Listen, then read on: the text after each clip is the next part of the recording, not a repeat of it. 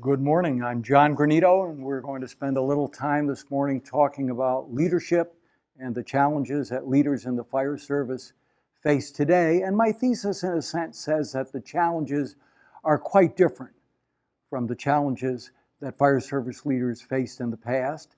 And my best guess is that they're going to continue into the foreseeable future to be quite different from what we faced then.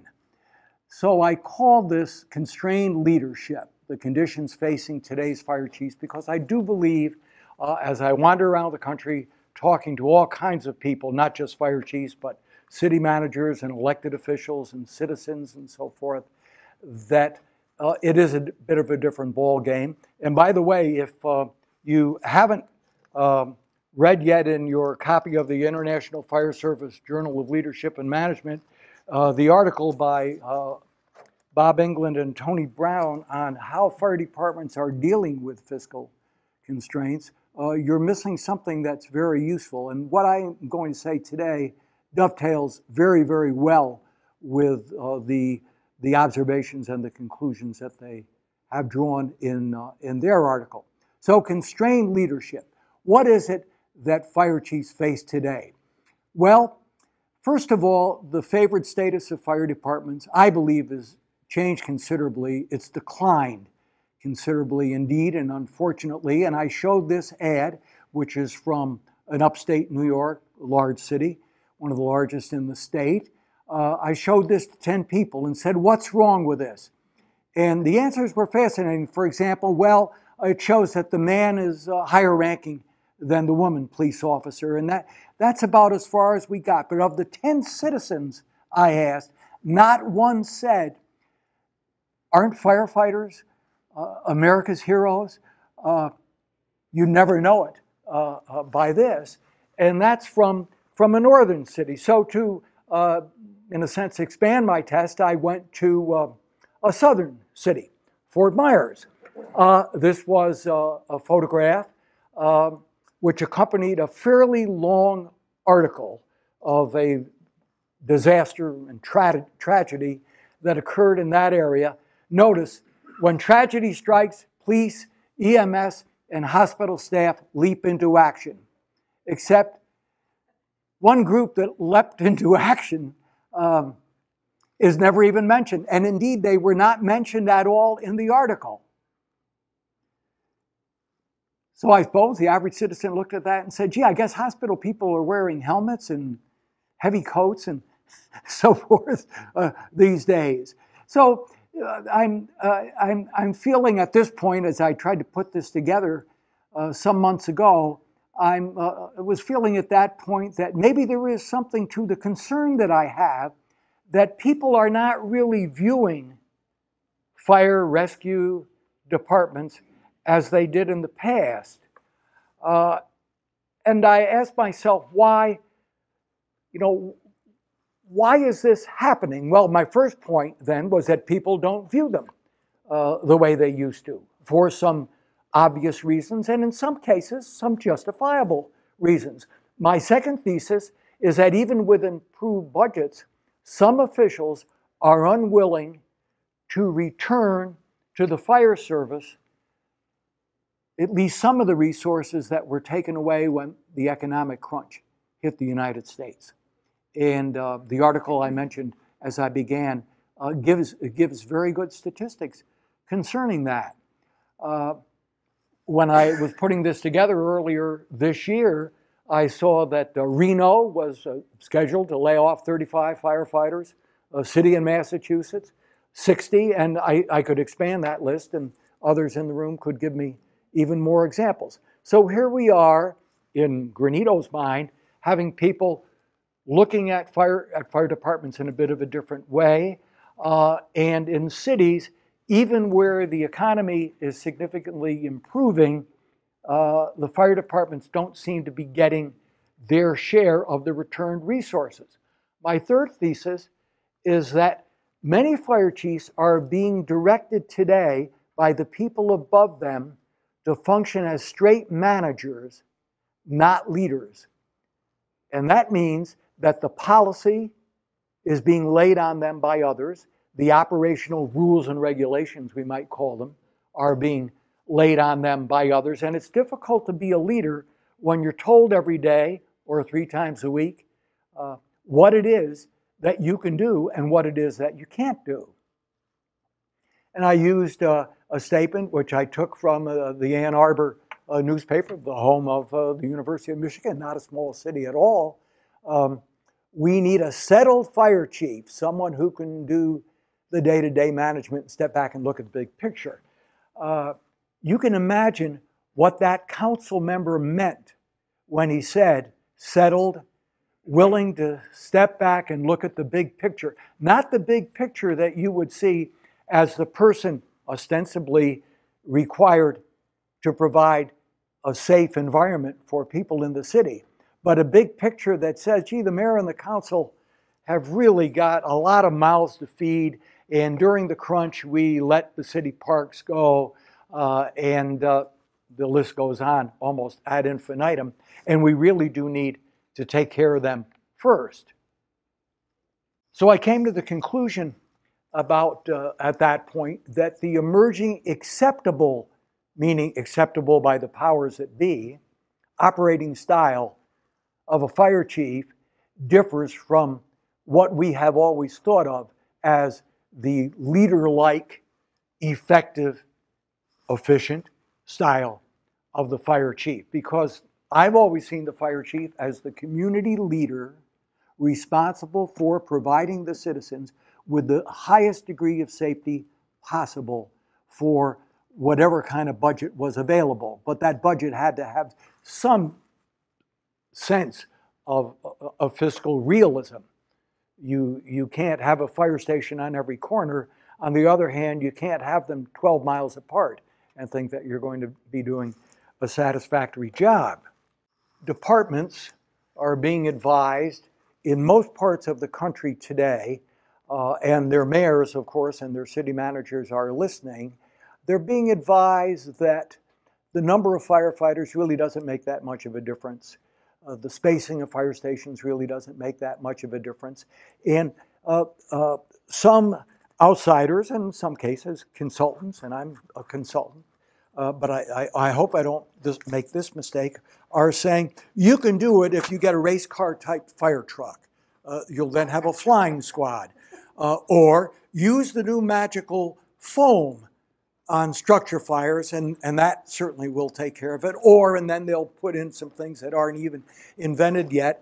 And then they top it off by saying, after all, we don't have as many fires as we did, so why on earth would we need to have as many people? And since the fire business is a labor-intensive business, we can save money. If we don't need as many, we'll save a lot of money. And when asked, well, why wouldn't you need as many, or some number that your professional fire chief can reveal to you, they say because we don't have the number of fires that we had before. And in addition, we will hear, and I'll give you a quote in a moment or two, we hear that all they do is help the ambulance crews anyway.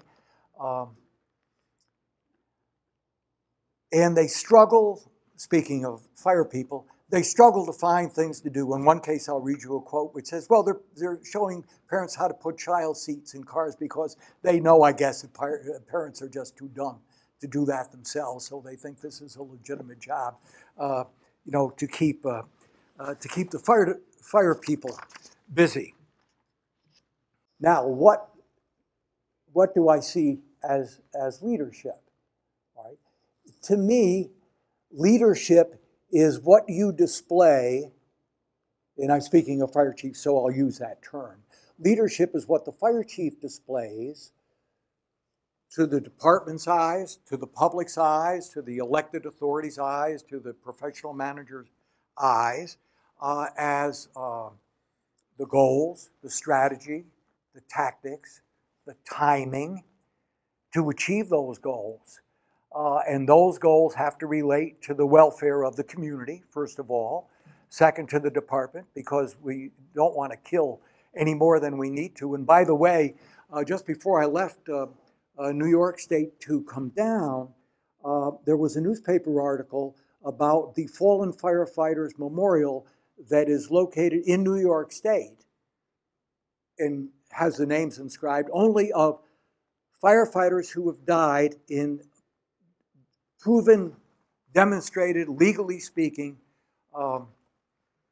line of duty deaths. And I don't know when the names started. I know that the monument was put up in 1996, but actually names from prior to 1996 were added. Today, in 2014, there are 2,390 names on that. 2,390 line of duty firefighters' deaths in just that one state. So the fire chief then has a responsibility not just for improving the safety and welfare of the community, but the safety of the firefighters themselves. And of course, the fire chief is a human. Man or woman, doesn't make any difference. They really need to have concern for their own professional well-being. So a successful fire chief, functioning as a leader then, is looking out for the community, looking out for the members of his or her department, and looking out for themselves as professionals. I'm not talking about the arguments over higher salary or fringe benefits or things of that nature. I'm simply saying they need to be advancing as professionals, and that has to be a concern. Management, on the other hand, contrasted with leadership, has to do with achieving the goals and targets given to you by people who control your resources. So a manager then is told by somebody higher than the manager, here's what we need done, and here's what we're giving you to do it. Now, if you're going to do a good job as fire chief, you'll get those things done with the resources that we're giving you. If you can't do the job, we'll find out pretty quickly, and I guess maybe we'll have to get somebody who can do that. So I kind of wrestled with the question that the fire service has been wrestling with for a long time. That is, what does a leader do? What does a fire chief who wants to be a leader do? And is there a difference between what leaders do and what managers do? And indeed, there is a difference. Leaders design the goals or advise with great convincingness the powers that be about what the goals should be in that community.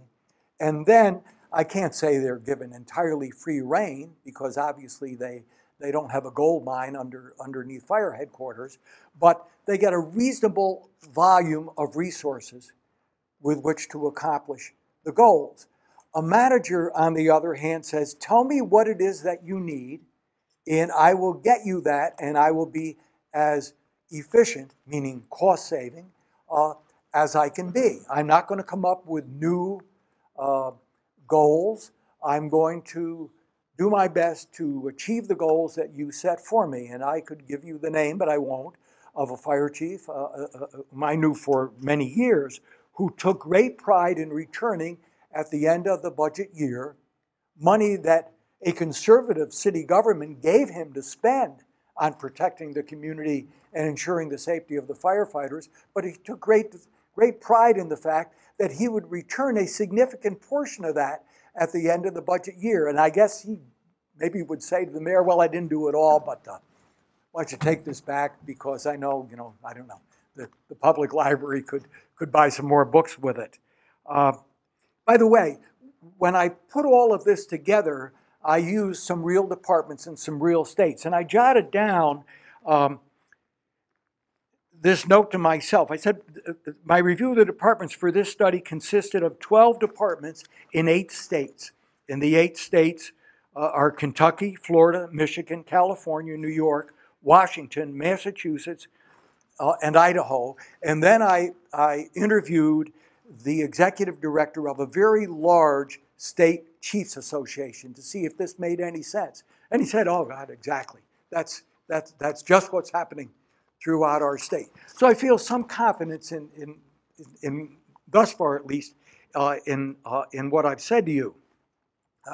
I was tempted at one time to say that, and I want to find a quote that I jotted down. I was tempted at one time to say to myself, what I'm seeing is probably because the people who control the budgets are really not educated along the lines of community fire safety, emergency medical needs, rescue needs, technical rescue, and so forth. And then I ran into a wonderful quotation, which is attributed to Albert Einstein.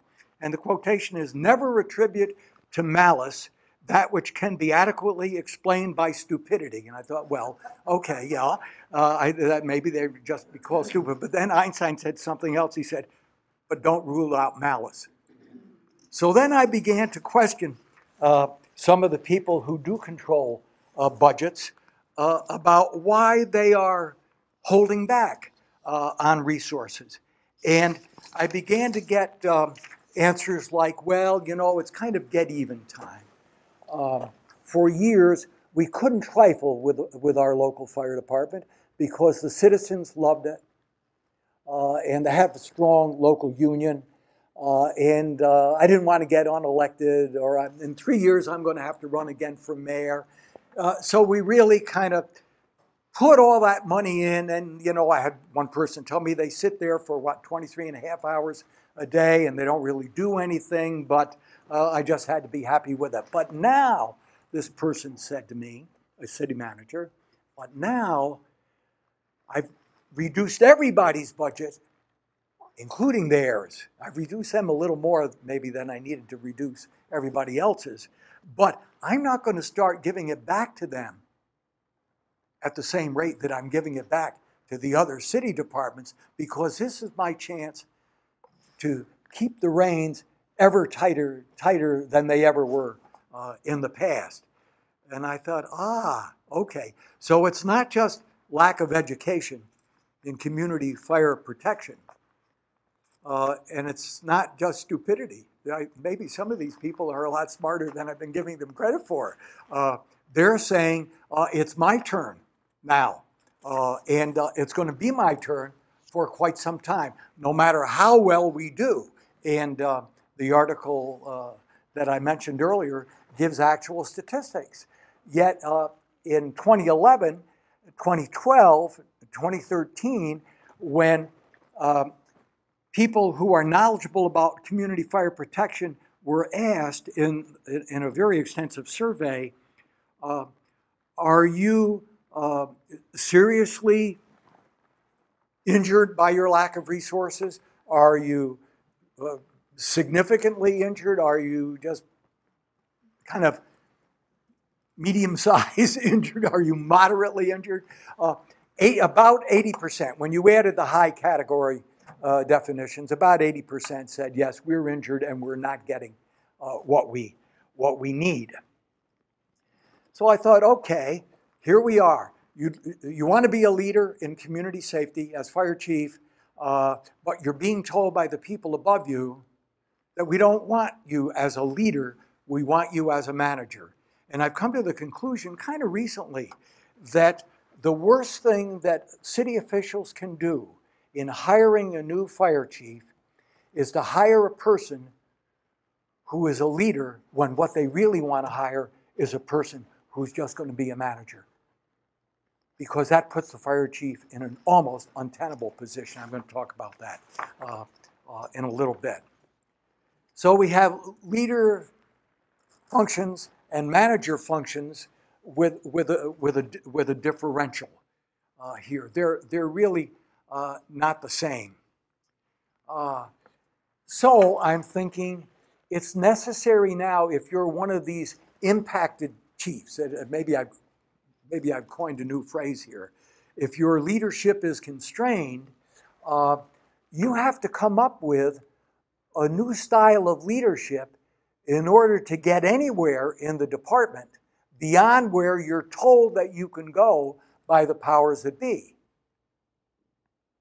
Now, what do we know about leadership? Well, you know as much about leadership as I do. You kind of can pay your money and take your choice. Situational leadership says different situations require different styles, require a different style of leadership, a style that says, what's the situation? What's the nature of the situation? What's its scope? What's its depth? What kind of a problem is it? What kind of acts are needed on the part of the leader to solve that situation or that problem?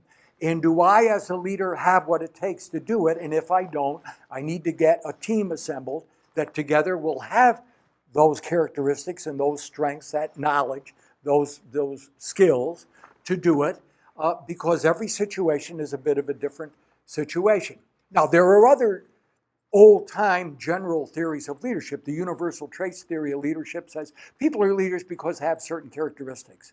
And if you look at leaders across history and across nations even, you will find that people who are in leadership positions tend to have do have the same characteristics.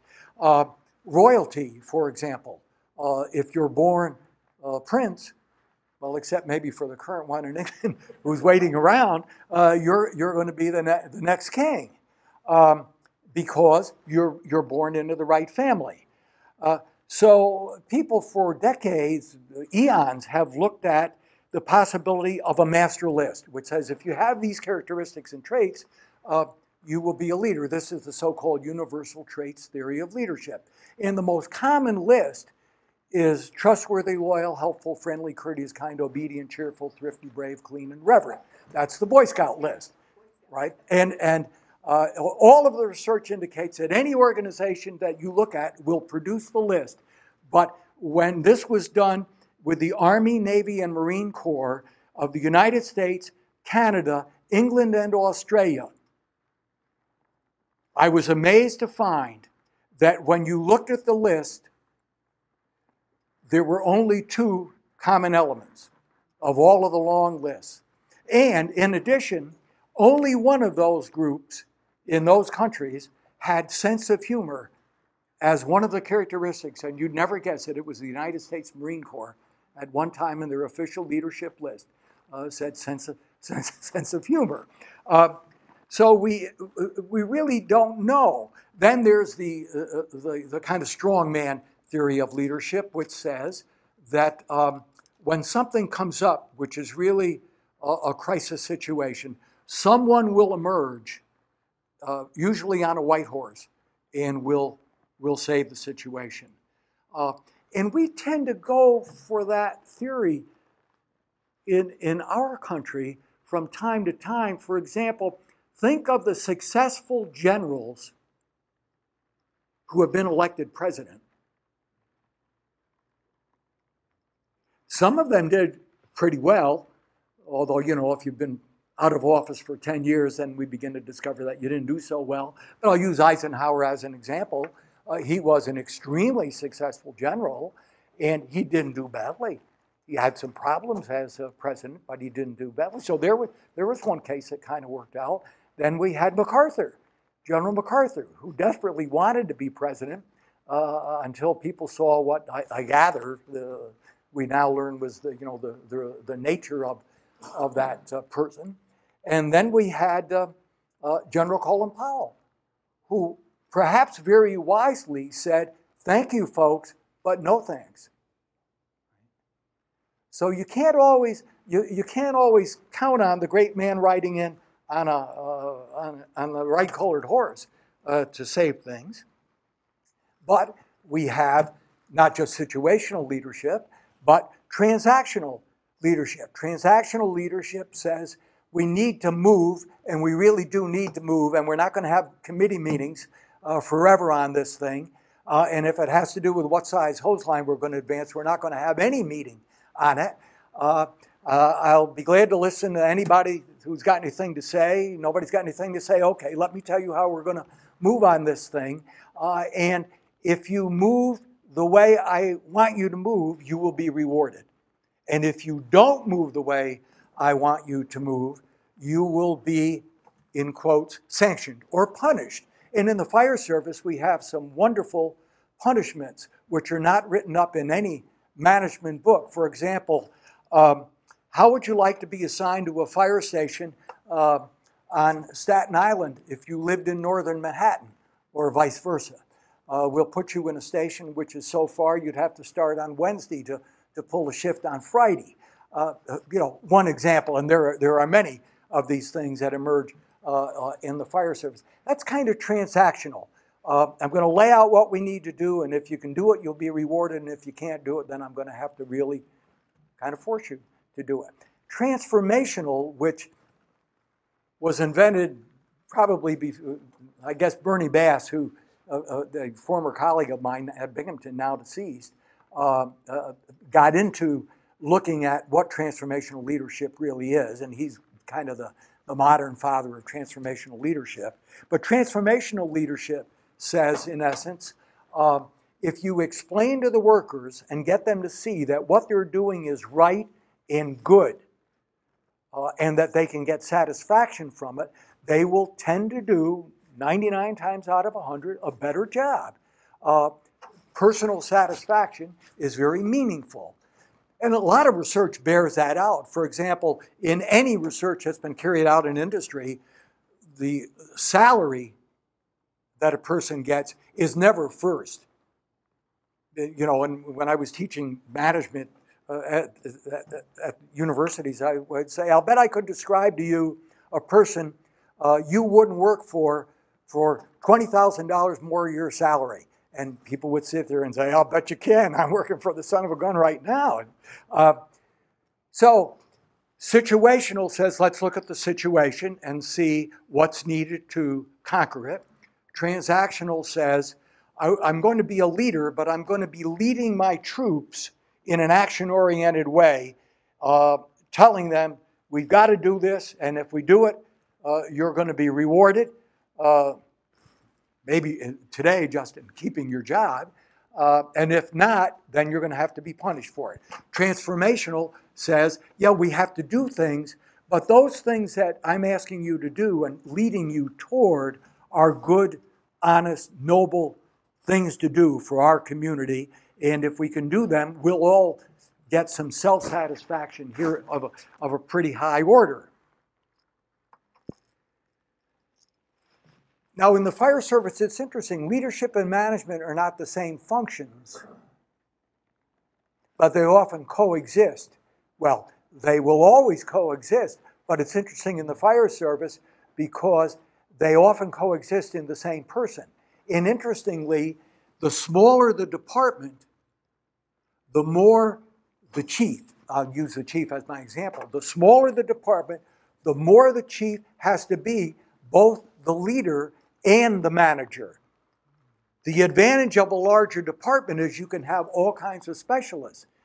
And I've done many studies in large cities, large counties in our country and other countries where if the department is large enough, the chief says, that's why I've hired you. You take care of that. I'm meeting with the mayor all afternoon. So I'm going to do some leadership things, and you're going to do some administrative/management things. So I'm using you as a specialist. And if it's something that has to do with facilities, stations, or repair shops or whatever, we've got, a subordinate chief who's the specialist in that. In the old days, in the Wild West in our country, the marshal had to be the fastest draw, the best horseback rider, I guess, the best barroom brawler, the heaviest drinker who stayed sober, all of those things, because there was only one marshal. But once we got police departments going, if you said in a search for a fire chief of any size community, well, you've got to be an expert marksman here because we may need a sniper someday, they'd look at you and laugh. We have specialists for those kinds of things. The problem is, as I see it, if the management push continues, what we're going to get are municipalities which are overmanaged and underled. And I didn't invent that term. It's getting to be a fairly popular term. We're overmanaged, but underled.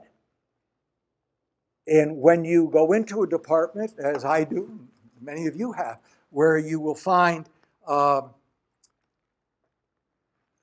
set of orders which deal with how you tie your shoelaces and what kind of socks you have to wear and so forth, rather than orders about the things that count in getting the job done. You know that change is going to be difficult. That's probably a department which is overmanaged and underled. Now, the Harvard Business Review did an interesting thing just last April. They went to something which Google does called their Ngram. Google looks at a very, very, very large number of books each year and counts the words that have to do with the subjects that in which they're interested. And as you can see, they were interested starting in 1970. And by the way, it continued past 2000, but I could only get one page on a screen. They were looking at innovation, leadership, strategy, and management. And they count the words. So they say of the 5,000 books that we looked at that have to do with these kinds of things, how often did each one of these words appear? You see which word is leading the pack there by far. In fact, strategy was going downhill.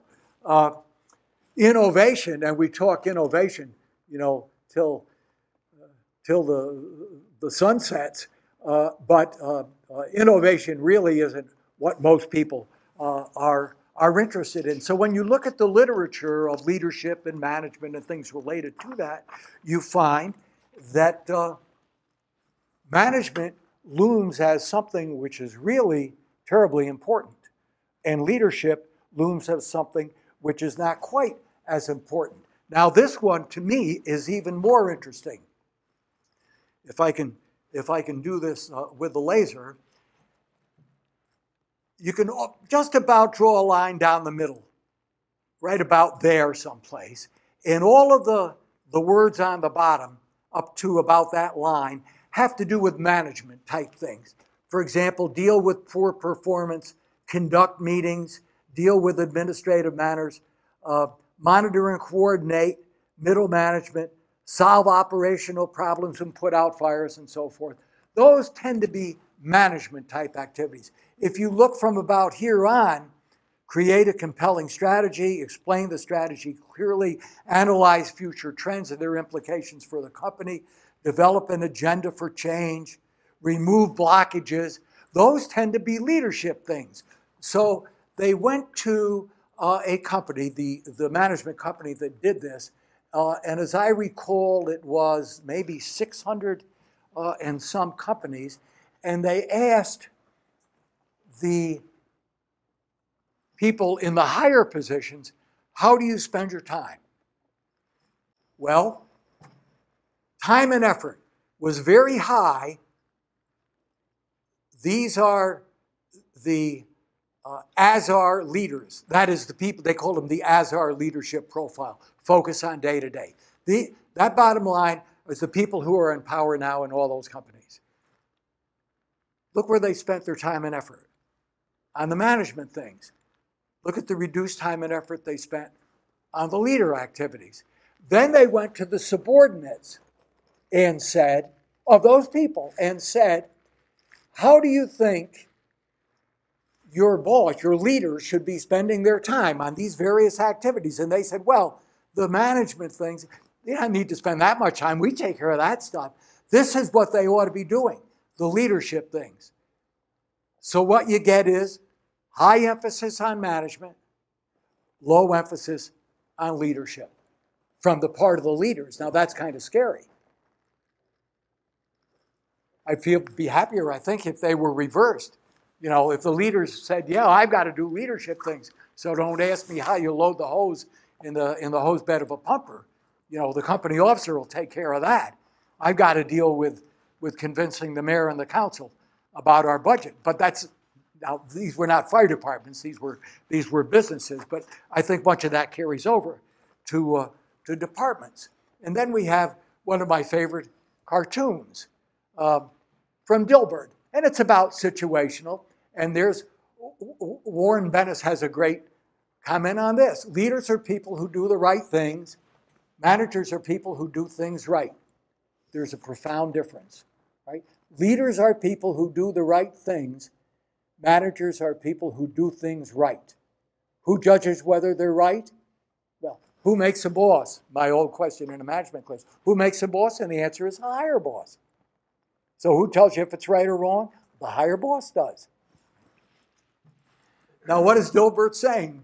Dilbert's boss says, I'm reading the great book about management, and Dilbert says, let me put that in context. 10,000 books, probably 100,000 on leadership, and each one has a different approach, and there are millions of real leaders, and no two are exactly alike, and here's situational leadership. See, every situation is unique and requires a different type of leader, and yet there's one author who's got the magic formula, and that makes great sense. He says, because all great leaders throughout history achieve success by reading a random book. Well, I'm guilty of that too, right? I try to write some, and I read a lot of them. But I did say in a paper at an early symposium that you can increase your repertoire of possible actions as a leader by reading what other leaders do.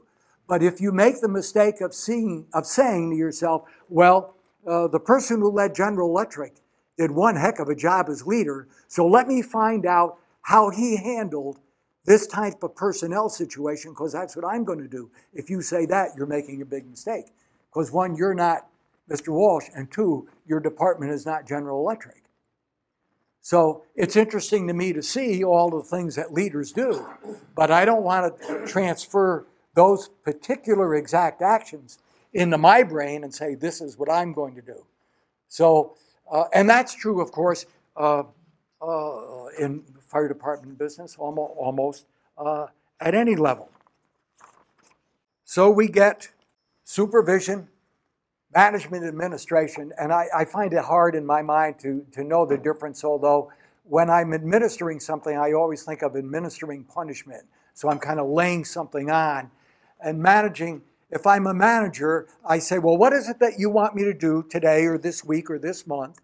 What resources can you give me? What will success be? How are you going to measure it, boss? And I'll do that. Supervision, on the other hand, is, and I don't mean to use the word lower, but I'm going to use it, is a kind of a lower level because, and good supervisors are needed just as good managers are needed, but supervision says, I'm going to give you as a worker a task, and do you understand now what I'm saying? Okay, I'll be back in 15 minutes or 5 minutes or half an hour or whatever and see how it's going. That's kind of supervision. It's more one-on-one or one person to a team. I'm the supervisor of an engine company or a supervisor of a truck company or supervision of an ambulance group or what have you. But I'm kind of watching what everybody's doing. The manager says, we have so many ambulance runs a day, and here are the resources that we've got to do it with, and you're going to have to handle it. You're going to have to do a reasonably good job at it. A leader says, maybe we need to go at it in a different way. I can remember a big city on the West Coast when the mayor said, we're going to farm out EMS response, ambulance response. And the fire department is not eligible to send in a proposal or to bid. And the person who was then fire chief was a member of the urban fire forum in those days. He went to the private company that he thought was the strongest. He said, I'll make a deal with you. We'll run first responder and get everything ready for you. So when you get there, we'll just about have everybody packaged. You put them in the box and take them to the hospital. You're going to do the billing because I can't. But we're going to keep track of who's doing what, and you're going to share a certain percentage of what you make each year with the fire department. And that company said, okay. And when the proposal went in, it had the fire department's name, but it wasn't the top name. The city bought it. And now to me, that was a leadership function. Making it work out in the field was an administrative management function. And as I said before, usually in larger departments, you get different levels in the hierarchy. One of the things that I find confuses people in the fire business is that I believe there's a difference between rank and job description. And the fire service, being very hierarchical and semi-military or militarily organized, doesn't quite see it that way. So if you want me to do fire prevention, you've got to name me fire marshal. Not that that will make any difference in what I do, but that will see me, at a higher level. And sometimes that gets kind of confusing. And leadership, I think, is needed at all levels of a fire department, not just with the chief, at company level, at department level, at the community level, and indeed at the national level. And interestingly enough, if you look at what is probably the most popular magazine, not journal, but the most popular fire department magazine, you will see pretty much every month one or more articles that talk about how a company should operate, an article that talks about what your department should be doing. They usually begin with, it was a dark and rainy night when we had the 5-alarm fire. What you should be doing at your community, and at least until Dennis Compton 2 months ago stopped writing his at the national level. So there is a need for leadership in the fire departments at all levels, just as there is a need for good supervision and good management. Now, I think that many chiefs are constrained, and they're constrained by municipal officials who say, we're going to tell you what to do. What am I seeing as the components of that constraint? Well, first, they are constraints imposed by the municipal officials, so they're official. If you ignore them, it's pretty hard to say to a city manager or a mayor, I'm not going to do that. I'm going to do it my way. That's difficult to do. I've got a slide that talks about that. An example of that was in Ypsilanti, Michigan, a state where I've done a fair amount of work. The chief said it's better. The chief is now retired. It's actually a great fire chief, given by some national leaders in the fire service, very high grades. He said, I'd rather have 4 people on a unit than not. And the mayor said, no, you see, if you do that, then people are going to say, they're going to close that station, or they used to have 2 trucks there and now they have only 1. So you're going to go with 2 people to a unit. And the chief explained why, and the mayor understood why. So it wasn't that the mayor was stupid. The mayor was making a political decision. So there's, in my judgment, there's a case of a city official saying, I'm going to give you a policy. I understand, Chief, why you're saying that's not a good policy, but it is the official policy. And I'm not asking you, to tell me any more about it. I'm just asking you to do what I'm telling you to do. Second, many officials and most citizens have no technical knowledge concerning community safety. They will tend to believe, in the past, they tended to believe the fire department and the fire chief. When money grew tight and it was really impacting citizens significantly in their pocketbooks, they decided that maybe the fire people are keeping themselves in good shape, but I can't take it anymore. The third is that you get department individual members and organized work groups, so a local union or whatever it might be called, they get their own desires and they tell the chief, by God, this is, I can tell you a department where the one shift got the hand-me-down personal protective gear, and they knew that. And finally they said to the chief, hey, everything new goes to that shift, and that shift, but nothing new is coming to our shift. We're getting the old stuff, and that can't be. Now, in that case, the chief saw the light, agreed they were right. I agreed with the chief that they were right, but that was the pressure of the internal membership, not an external pressure. So that helped constrain the chief. He could no longer do what he had been doing. And then we get taxpayer desires to reduce expenditures and anger over certain costs, for some. And I have in my pile of goodies here a couple of examples of that refer to the retirement situation for public employees. I'm looking at a news clip, which you don't have on the screen, but it was headlines. When retirement pays 6 figures. And they list, in this particular county, you would know the county, I know the county quite well. It says, the list of those getting more than $100,000 a year in our county area includes 2 attorneys in the state attorney's office, 3 state court judges, 4 sheriff's office employees, and 10 employees of fire districts. And citizens read that and said, over $100,000 a year in retirement. And then they read the next day's article, which talked about what the drop money was, lump sum that was given, which in one case was, I wish I could find the high one.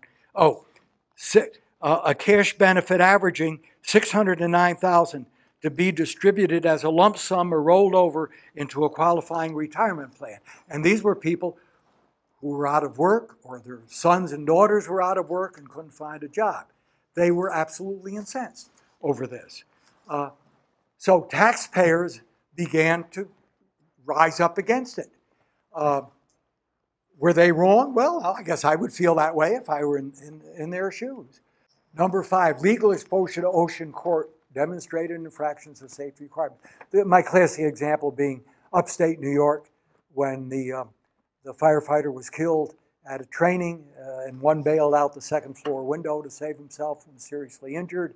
And they brought criminal charges against the training officer, and the training officer's lawyer, who maybe wasn't very experienced in this, had as his defense criminal charges now, not civil. The civil was later.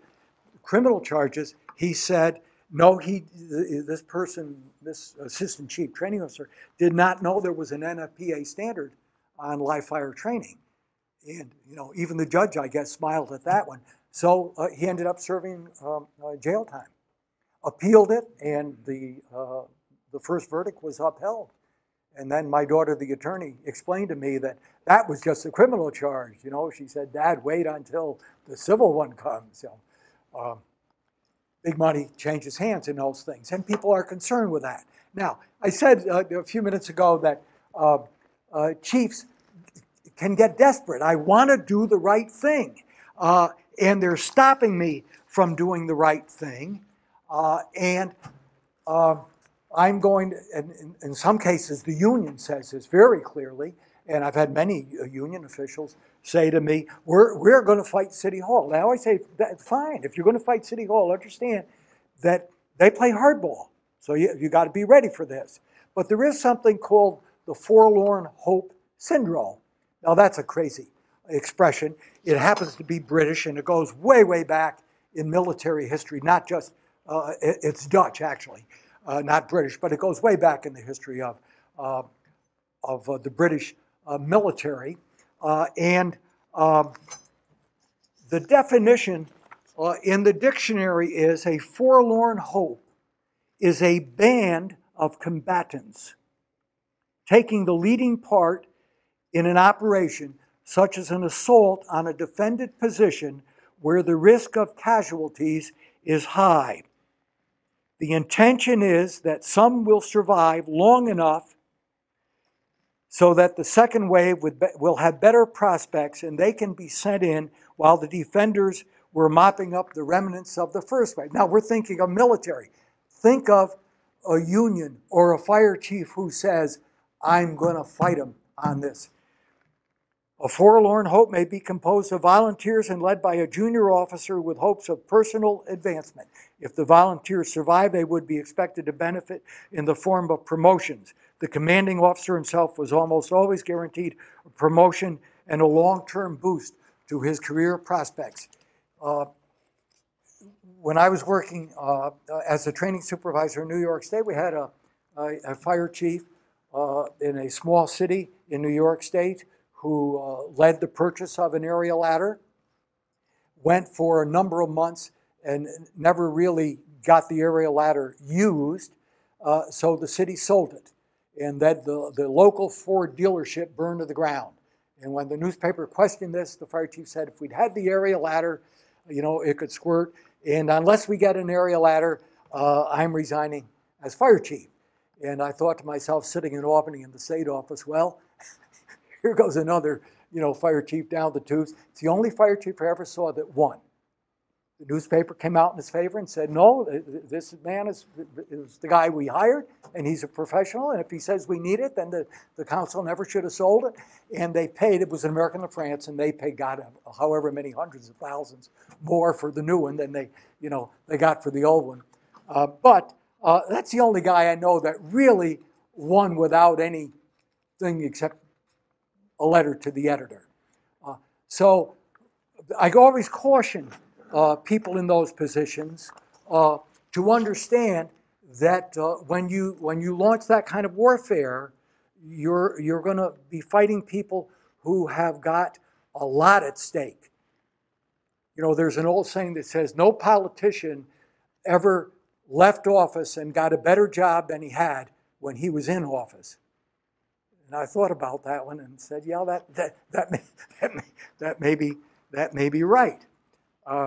Now, there's a famous painting, by the way, called The Forlorn Hope. You can see the fire chief there with his black helmet on saying, we're going to beat these guys down. But he's surrounded by a lot of dead bodies, and he'll probably soon join them. Okay, why don't chiefs stay? You know, what is the opposition? Well, even in communities where things are looking pretty well. I want to read you just a couple of sentences. A chief in Michigan said he had 28 years in the department. He was just picked to replace the retiring chief. He had 2 years to go to get the highest pension that he could get, and he quit. He said, if council members were serious about meeting NFPA Standard 1710, they would have endorsed my plan. His plan included consolidating all responders in 3 of the 5 current stations. This is not Ypsilanti. Thus enabling a 4-person response in 4 minutes for 90% of the runs, rather than the current 35%, and at no increase in staffing. Next, this is from the newspaper. One local self-styled expert laughed when the article's writer, the reporter who wrote, asked this resident, who said, I'm an expert in fire business, should we be worried then about not meeting this standard? Absolutely not, the expert said.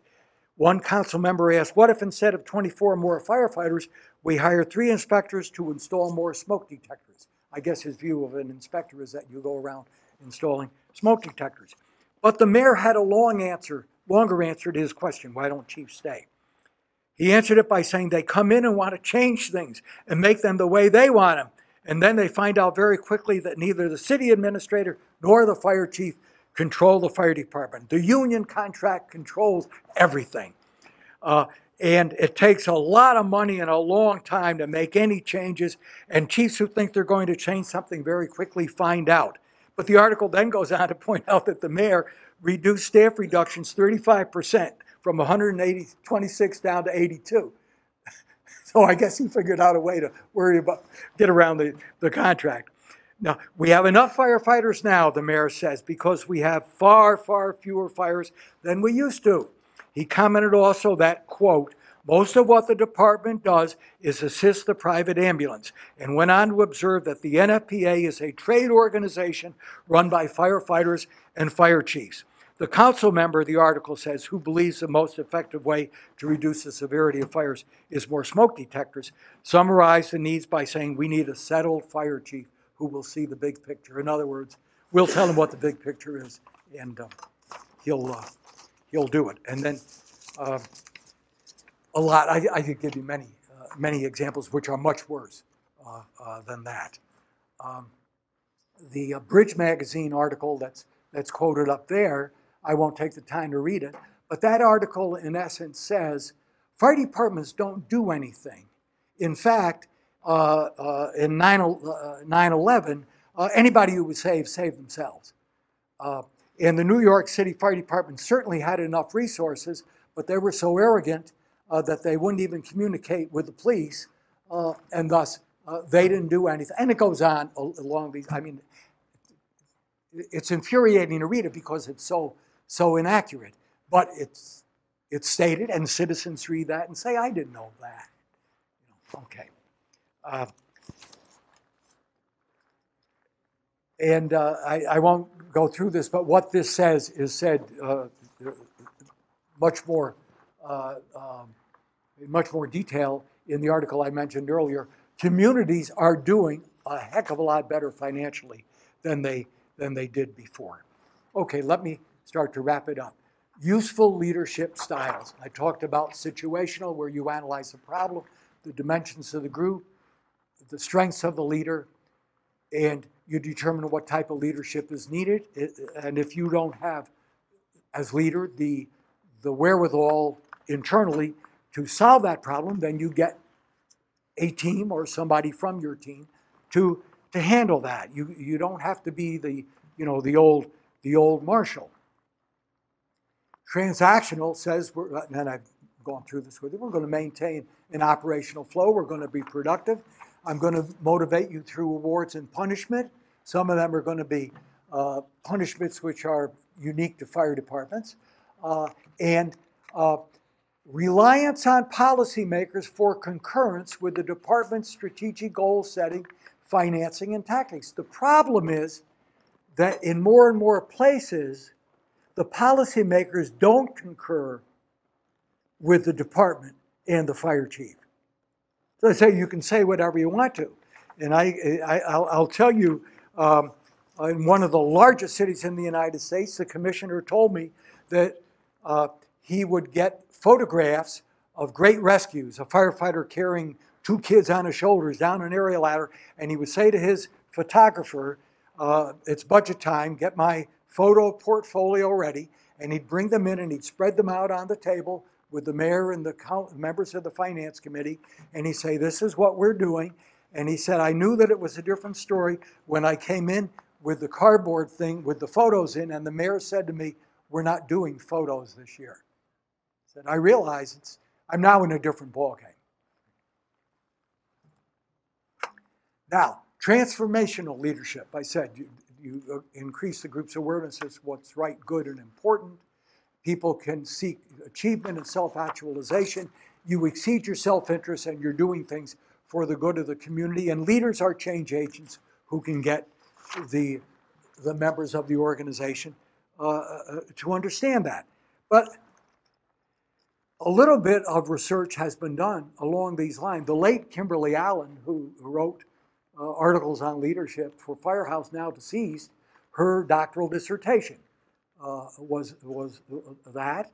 And in April of this year in Firehouse magazine, Michael Greyer did a good study of captains and their crews. And I think that he used, I don't know, it was a fairly large number of captains and crews in the same department. And he determined by using Bernie Bass's survey forms that when you're not at an emergency, transactional leadership doesn't work.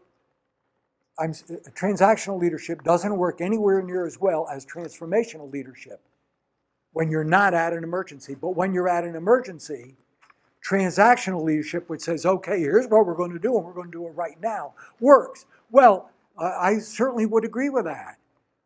You don't have a committee meeting, as I said, to decide what size hose line you're going to bring in to a fire that's flaming out the windows. On the other hand, there are things back in quarters where you can kind of find out pretty directly what the troops are willing to do and go along with and operate that way. And his bit of research bears that out in a well-done statistical study. So chiefs are in a catch-22. Now, here we are, an outwardly controlled department. Neither the chief nor the members set the final goals or the policy or strategic plans, because that's not acceptable. That process is no longer acceptable. If I want your opinion, chief, I'll call you. But right now, just take the sheet of paper and do what it says. The motivation of members begins to shift from task orientation to interaction and self-oriented. So the members of the fire department are no longer getting satisfaction from doing the good kind of job that they used to do. And by having people recognize that, they're now saying, in a sense, fairly often, to heck with it. So performance and productivity decline. Some municipal officials, not all, certainly, but some, resent the historically strong fire department position and are saying, as I said before, as someone said to me, it's get even time. Failure to meet imposed department goals results in more pressure being put internal, by God, you're going to do this, or here's what's going to happen to you, and thus lower morale. So transformational goals are no longer possible because no matter how well you treat them, they're not going to respond with that degree of positive action. Then you get increased pressure on the chief from above to bring the membership into line. You know, if the union pickets me once more as mayor of this city, chief, it's going to be your neck. So I'm pressuring the chief as mayor or council member or city manager or whatever to get the membership to do what I want them to do, and the chief is not able to do that. So the chief then has his orientation shift from task-oriented to self-oriented. That's when you look at your years in service, your retirement plan, and so forth. And as many chiefs have said to me in the past couple of years, you know, I got a year to go. I hope I can hold on. I mean, I say to many chiefs, you leave when you want to leave. Well, I think I want to leave. So you get a departure from the department or passive avoidance, laissez-faire leadership. Hey, you do what you're going to do then. You want to talk to the mayor? Go and talk to him. Because I talked to him about it and he's not buying it. And then you get a further decline. The chief is no longer viewed as the expert professional. The chief's activities are over-directed and controlled by certain officials. The taxpayers desire to reduce spending and their support weakens. And consequently, when a fire department or a local union, for example, could go to the community and say, we need you to sign this petition because we've been without a contract for 2 years, et cetera, et cetera. People aren't as eager to sign anymore. Some people are not. Okay, I've said that one. Members see the chief's inability to overcome the obstacles, so they say the chief is no longer a leader. All leadership research shows that if you are anywhere near being a relatively new leader, your mistakes really do count against you. The only time mistakes don't count against you as severely is if you've been a good leader for a long time. And then people say, the troops will say, well, hey, look, you know, the old man is not going to win them all, but, you know, he did get us a raise 2 years ago. But if it's new, they say, yeah, he or she are not getting anywhere with us. The local union begins to implement its own agenda. Then the chief is really in a bind because the mayor, for example, who is going to run for election in 4 months says, can I count on you to bring the union into line? Well, the union is not going to get into line because they don't see the fire chief as being able to accomplish what they want. And I don't mean self-serving, even keeping us as a relatively good fire department that we were before. So the officials view the chief, then the people above the chief, they see him as ineffective, as an ineffective manager, and they say, well, you know, you can't manage your own shop, and you're sure not accomplishing what we want you to accomplish. Therefore, we think that it's time for you to turn your papers in. So the chief is kind of caught in a claw, and it's a catch-22. All right, what do you do to get out of this? And I'll wrap this up. You determine the real actual cause of the situation. Then you start getting support. But I'm saying here area support, regional support, national support. See, when you have the recently distributed EMS toolbox document, you can say, this is the way it's going. I didn't write this, my God. I was fortunate to get a copy. This is the way it's going, Mr. Mayor. Now, we're not going to be able to do very much of this next year, even if you give us the go-ahead. But I think we ought to start moving a bit into this. I'm not saying that you're going to win on that first shot, but you're saying this is the way it's going beyond our little community. So joining supportive groups is helpful.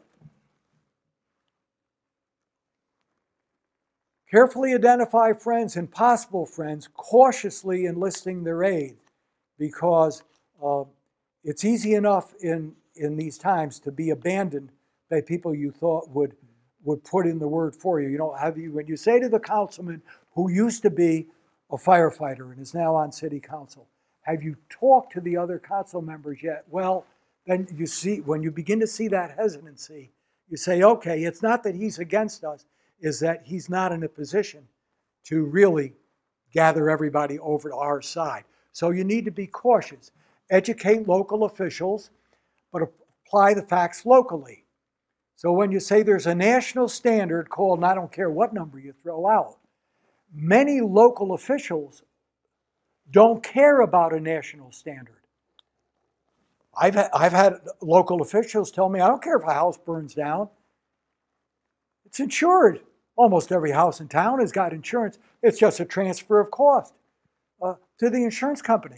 Why should I spend money that you're recommending that I spend? Then I have to go into, but how would you like to see the headline on Monday morning which says mother and 2 children killed in house fire last night? Well, then they begin to think about that. They're worried about the PR in many cases more than they're worried about anything else. And they'll tell me, most businesses rebuild. Make my speech about they'll move out of town and go to another state. Well, yeah, maybe they will and maybe they won't. So you have to apply the facts locally and go easy. Include the local media and educational efforts.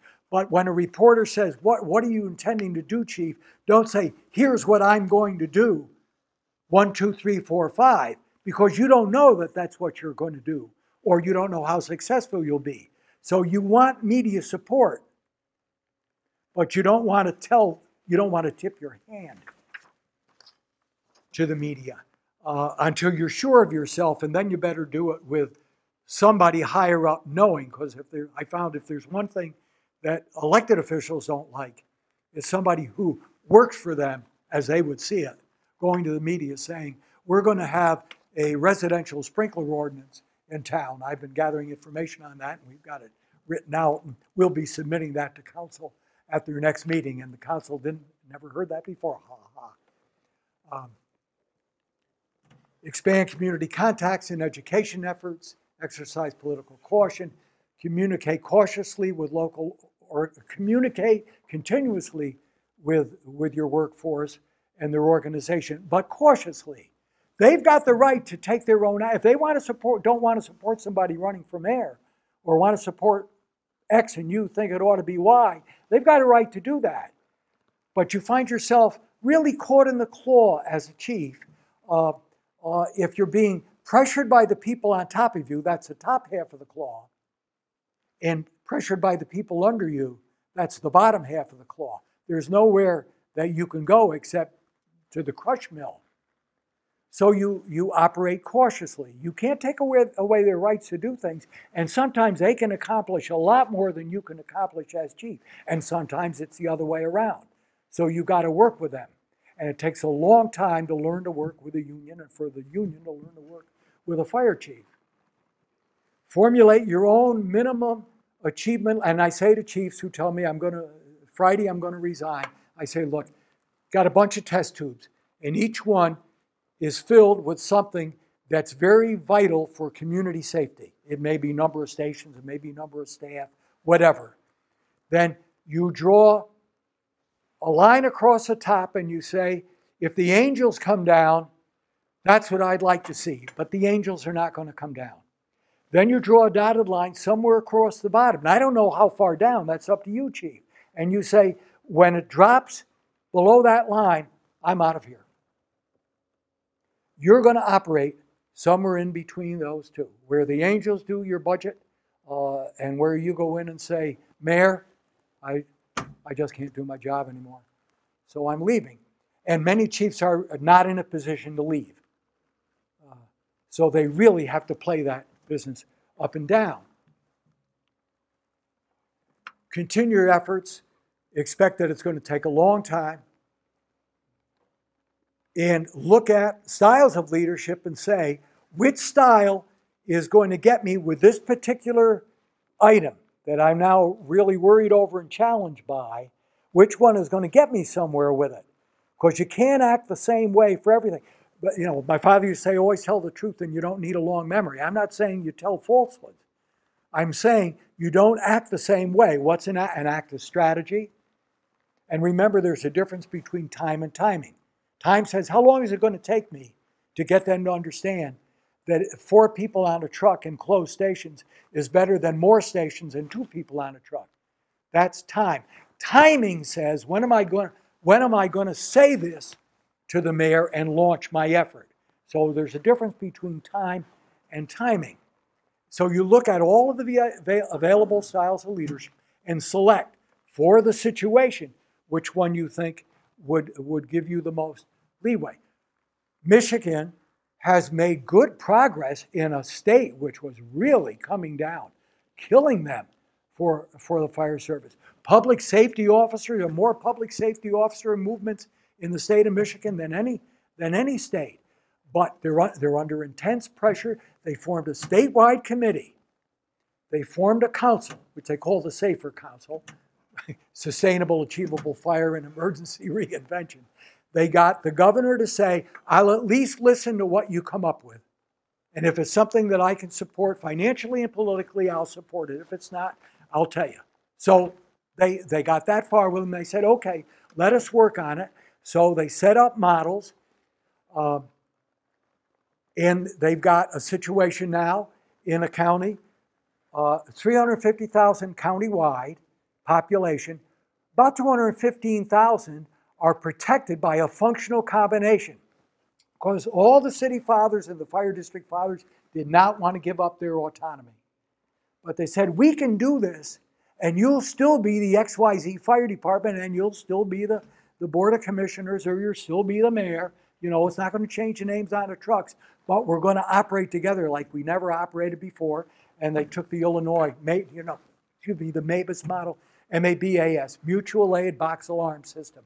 It's mutual aid to a depth of 5 for anything you need, with all the targets lined up in each town and so forth. And it's all automatic dispatch. And they picked that out, and they've succeeded now in putting 2 cities and, I'm going to say 2, maybe it's 3, fire districts in between the 2 cities, all now operating like one fire department. And they're seeking statewide single fire code. And number 9 was interesting to me. See who was fighting the public safety officer? Not the Fire Chiefs Association, not the statewide committee. They said, the union said, we're going to help her. Well, what should we do? And they said, hey, there's your baby. That's outside of us. And they set up what they call a fire service dashboard. This one is not filled in except for structure fires for the area. So they use this to see, and they'll do it. Some are doing it on a monthly basis, some not so frequently, but they use this to see how well things are going. And I leave you with a thought that I think that demonstrates very well, and it goes back to one of the very, very early volunteer firefighters in the United States named Benjamin Franklin. He said, We shall all hang together, or assuredly we will all hang separately. Thank you.